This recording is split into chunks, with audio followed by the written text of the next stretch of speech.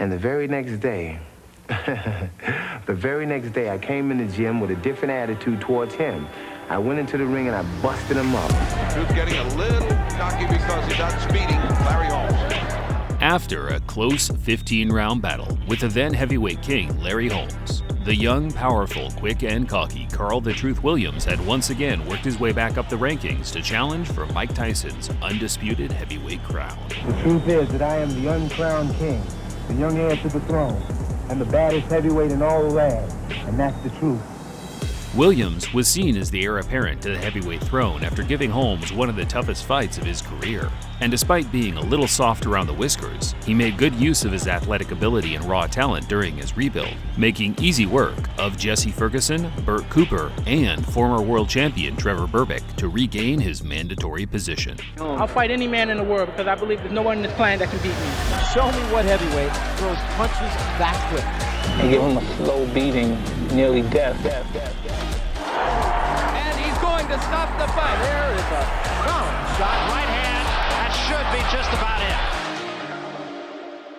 Iron Mike had already cleaned out the entirety of the Ring magazine's top 10 rated during his rise and reign, so once Don King put forward Carl "The Truth" Williams as Tyson's Big Summer Showdown of 1989, the fans' initial reaction to the announcement was somewhat flat. What could Williams bring that Mike's previous 36 opponents, 9 of which being former world champions, couldn't?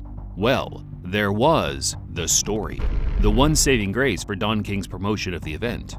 Rumors of an old sparring tale.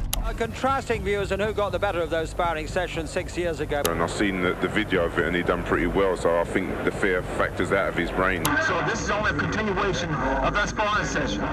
As the story goes, Tyson's trainer, Cus D'Amato, who had the respect, access, and links to acquire any sparring partner he felt fit for his young prodigy at the time, recruited the then pro of 10 or so fights Carl Williams to spar Tyson in the early 80s while Mike was still an amateur. You know, I was a little, it shook me up because I was a professional with 7, 8 fights.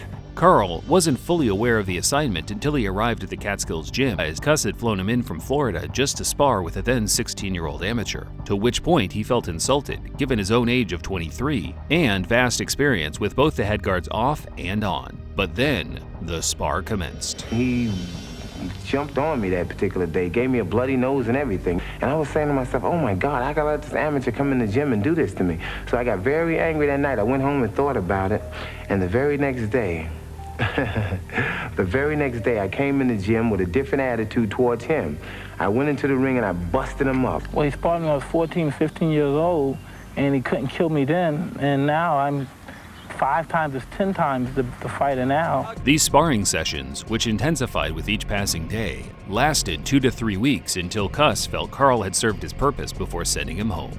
By all accounts, Tyson got the better of Williams for the first few days, but once Carl was urged to fight as hard as possible, it's widely accepted, due to the admission of HBO's Jim Lampley, who was fortunate enough to watch the sparring footage, that Carl started to pick Tyson apart, styling on the teenager so badly that Mike himself became disheartened by the work he was getting. The sparring footage has remained under lock and key for over 40 years, with this 30-second segment, from what I believe was the first week of sparring, being the only footage ever released. Let's take a look.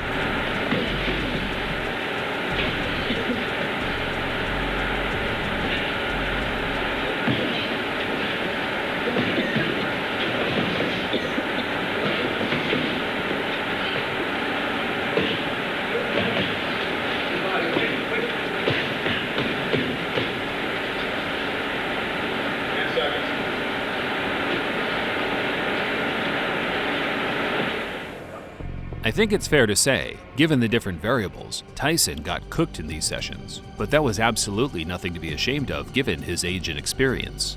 However, the question on everyone's mind was, after all these years, how much of an effect had these sparring wars had on Tyson, if any at all? There was only one way to find out. The decisive blow was a left hook.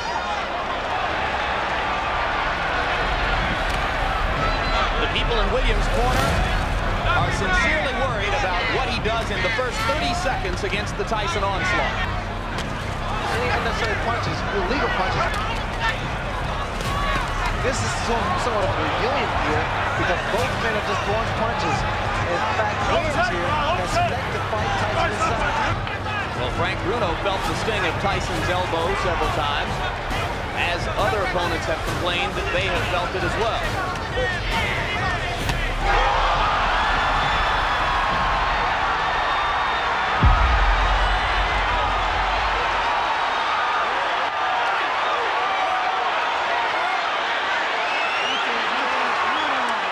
Tyson caught Williams with his kryptonite, the left hook, slinging him to the canvas inside the opening 2 minutes. Because he's one of the few, if not the only man, that can knock you out in the heavyweight division with one punch. Carl, in his own right, made his case that the fight should have continued, but as the ref explained moments later, his initial response to the arbitrator's ruling was that of a beaten man, saved to fight another day. The fighter is knocked down, and I had 38 fights. When a fighter is knocked down, the first thing he wants to prove when he gets up to the referee is that he's in good shape. Number one, he wasn't standing on his feet, he was leaning on the ropes. Number two, he couldn't answer me, and number three, his eyes were dead. Were you surprised that he stayed on top of you as much as he did, that he didn't try to move? Oh, I loved it. I loved it. I just knew it took it just with a matter of time. I loved it. It's always tough to see a fighter lose without being given what he felt was a fair conclusion. In this case, however, given Tyson's previous body of work, I think it's fair to say Carl's chances of making it through that round were slim to none. But the war of words continued regardless. The referee had a closer view than I did, so I guess he called the shot right. But I thought he was going to get up because it was a good shot. But I don't know. I don't think it was that hard. I wasn't hurt to the point where I couldn't continue. I wasn't even hurt to the point where I was on Queer Street, so to speak. I wasn't moving around. I wasn't wiggling. I wasn't falling down. There's nobody that can beat me. There's nobody that can beat me. In what has now become known as the Williams curse, Tyson went on to lose his next fight against Buster Douglas in Tokyo, just as Larry Holmes did in '85, and then Mike Weaver followed in '86, with Frank Bruno being the final victim in '93. And